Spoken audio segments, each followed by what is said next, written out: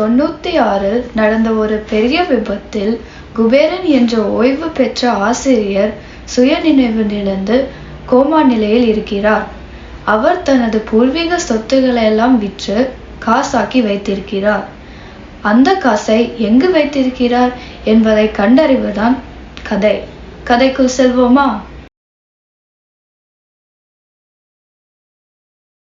நான் என்னெல்லாமோ பண்ணி பார்த்துட்டேன். ஆனா உங்க அப்பாவுக்கு நினைவு வர மாதிரி தெரியல. அப்பா பணத்தெல்லாம் பத்திரமா வச்சிருக்கிறாரான்னு தெரியல. அப்பா கிட்ட ஒரு 10 கோடி ரூபாய்க்கு சொத்து இருக்குமோ? அதுக்கு மேலே கூட இருக்கும். அந்த விஜிபி பக்கத்தில் இருக்கிற நிலம் மட்டும் எனக்கு வேணும். ஏன் அதை வச்சு நீ என்ன பண்ண போற? அதுவா, அங்க என் கணவர் ஒரு சர்பத் கடை போடலாம்னு சொன்னாரு. சரியா போச்சு. இது மாதிரி அல்ப யோசனையெல்லாம் உன் வீட்டுக்காரருக்கு தான் வரும். அதெல்லாம் விடுங்கம்மா. முதல்ல அப்பாவை எப்படி கோமாலேருந்து எழுப்பணும்னு யோசிங்க. வேக ஒரு டாக்டர் கிட்ட காட்டலாமா? டாக்டர் தானே, இதோ கூப்பிடுறேன். அது எப்படி டாக்டர் உடனே வந்துட்டாங்க? 10 நிமிட நாடகத்துல முன்பதிவு பண்ணிட்டா கூட்டிட்டு வர முடியும்? கவலைப்படாதீங்கம்மா. நீங்க நினைக்கிற மாதிரி உங்க மகள்களும் நினைக்கிற மாதிரியே உங்க குடும்பத்திற்கு குத்து விளக்கா எல்லாரையும் நல்ல மாதிரி பார்த்துக்க நல்ல குணமாகி சீக்கிரமே வந்துடுவாரு. இவரு டாக்டர் மாதிரி தெரியலையே. ஏதோ கல்யாண மாலையிலிருந்து தப்பிச்சு வந்தவர் மாதிரி இருக்கிறாரே. என்னம்மா இப்படி சொல்றீங்க? நான் நீட் எழுதி டாக்டர் ஆனவன்மா. ஒரு உருப்படியான யோசனை சொல்லுங்க டாக்டர். 96 கோமாக்கு போனதால அதுக்கு முன்னாடி அவருக்கு நடந்த நிகழ்ச்சிகளை எல்லாம் அவர் கண் முன் நடத்தி காட்டலாம், அல்லது அந்த இடத்திற்கு கூட்டிட்டு போய் காட்டலாம். ஒருவேளை அதுல அவருக்கு நினைவு திரும்பலாம். சரிங்க டாக்டர், அப்படியே பண்ணுவோம். அப்பாவுக்கு ரொம்ப பிடிச்சது அவர் பார்த்த ஆசிரியர் வேலைதான்.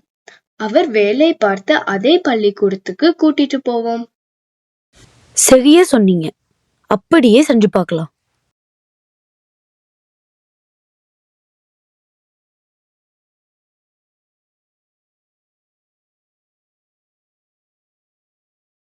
வணக்கம் டீச்சர். வணக்கம். எல்லாரும் 6ஆம் வகுப்பிலிருந்து 7ஆம் வகுப்பிற்கு வந்திருக்கீங்க. உங்களை பற்றி 6ஆம் வகுப்பு ஆசிரியர் நிறைய சொல்லியிருக்கிறாரு. நிறைய சேட்டை பண்ணுவீங்களாமா? ஆனால் நான் ரொம்ப கண்டிப்பானவ. உன் பேர் என்னம்மா? என் பேரு சரோஜா. உன்னை வீட்டில் எப்படி கூப்பிடுவாங்க? பக்கத்துல இருந்தா மெதுவா கூப்பிடுவாங்க, தூரத்துல இருந்தா கத்தி கூப்பிடுவாங்க. உட்கார், தெரியாம கேட்டேன். நீ சொல்லுமா. என்கிட்ட 2 நாய்க்குட்டி இருக்கு. அதை உன்கிட்ட கொடுக்குறேன். மறுபடியும் 2 நாய்க்குட்டி கொடுக்குறேன். இப்போ உன்கிட்ட எத்தனை நாய்க்குட்டி இருக்கும்? 5 டீச்சர். இல்லம்மா, முதல்ல உன்கிட்ட 2 நாய்க்குட்டி கொடுக்குறேன். திரும்பவும் 2 நாய்க்குட்டி கொடுக்குறேன். இப்போ மொத்தமா எத்தனை நாய்க்குட்டி இருக்கும்? 5 தான் டீச்சர். பொறுமையை சோதிக்காதம்மா. இரு, வேற மாதிரி சொல்கிறேன். முதல்ல உன்கிட்ட 2 ஆப்பிள் கொடுக்குறேன். மறுபடியும் 2 ஆப்பிள் கொடுக்குறேன். இப்போ சொல்லு, எத்தனை ஆப்பிள் மொத்தமாக இருக்கும்? 4 டீச்சர். வந்துட்டியா வலிக்கு? அப்புறம் எப்படி நாய்க்குட்டி மட்டும் 5 வரும்? ஏனால் என்கிட்ட ஏற்கனவே ஒரு நாய்க்குட்டி இருக்கு, அதனால 5000 டீச்சர். முடியலம்மா, உட்காரு. முகலாய் பேரரசு எது வரைக்கும் ஆட்சி செய்தார்கள்? நீ சொல்லு பார்ப்போம். பக்கம் 7 பக்கம் 9 வரை டீச்சர். இப்போ நான் பக்கத்தில் வந்தால் என்னாகும் தெரியுமா? எல்லாரும் வீட்டு பாடம் எழுதிட்டு வந்தீங்களா? இல்லை டீச்சர், நான் எழுதலை. ஏன்னா எங்கள் அப்பா ஊரில் இல்லை. நீ வீட்டு பாடம் எழுதாதற்கும் உங்க அப்பா ஊர்ல இல்லாதற்கும் என்ன சம்பந்தம்? எங்க வீட்டு வேலையெல்லாம் எங்க அப்பா தான் செய்வாரு. உங்களெல்லாம் வச்சுட்டு நான் எப்படிதான் பாடம் நடத்த போறேனே தெரியல. நீ சொல்லு, பூமியின் எடை எவ்வளவு? கடல், இந்த கட்டிடம் எல்லாத்தையும் சேர்த்து சொல்லணுமா இல்லைன்னா தனித்தனியாக சொல்லணுமா டீச்சர்? இப்படியெல்லாம் கேள்வி கேட்டு எனக்கு தெரிஞ்ச 1-2 விஷயத்தும் மறக்க வச்சிருவீங்க போல. உட்கார், நீ சொல்லு, நமக்கு பக்கத்துல சூரியன் இருக்கா இல்லை நிலா இருக்கா? நிலாதான் டீச்சர். எப்படி சொல்ற? நிலா நம்ம வகுப்பில் தான் இருக்கிறாள், சூர்யா பக்கத்து வகுப்பு. எல்லாரும் நல்லா வருவீங்க. சரி சரி, நேரம் ஆயிடுச்சு, இன்னைக்கு இது போதும்.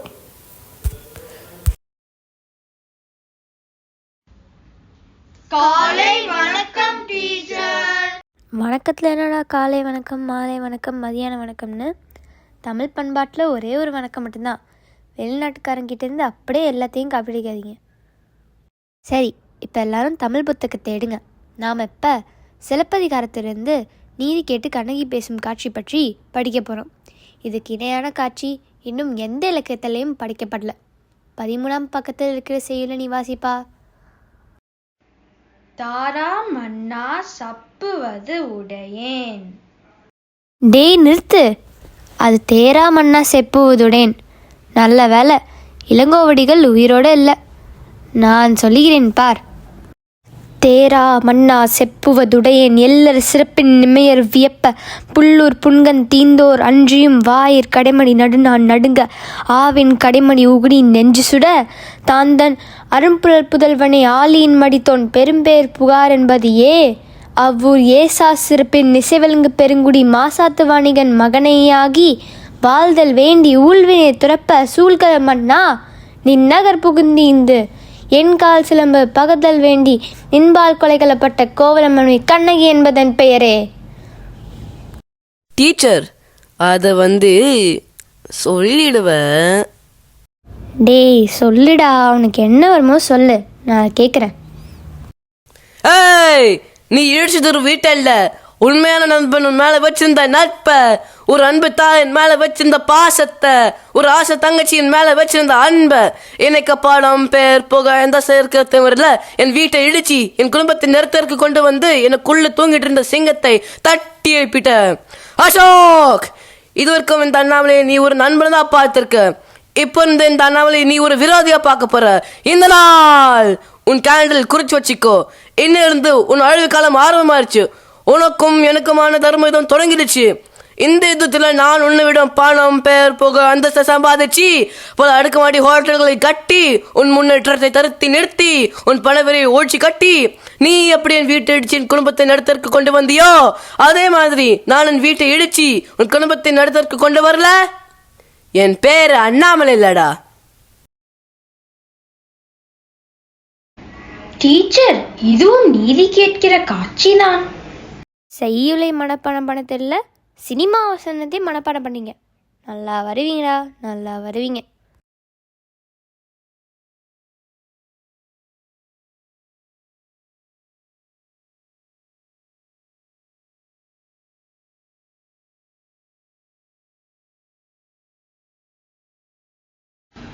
முதலில் பள்ளிக்கூடத்திற்கு சென்றார்கள்.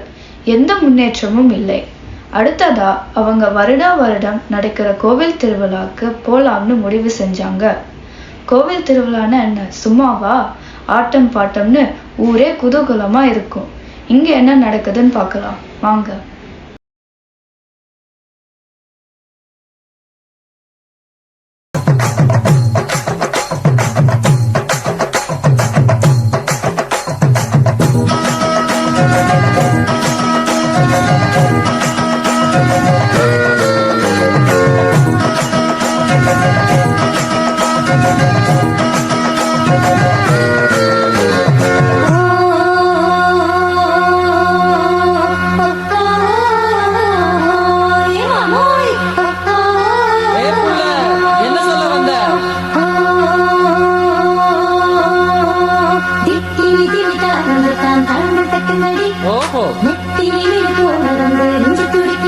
அப்படியா?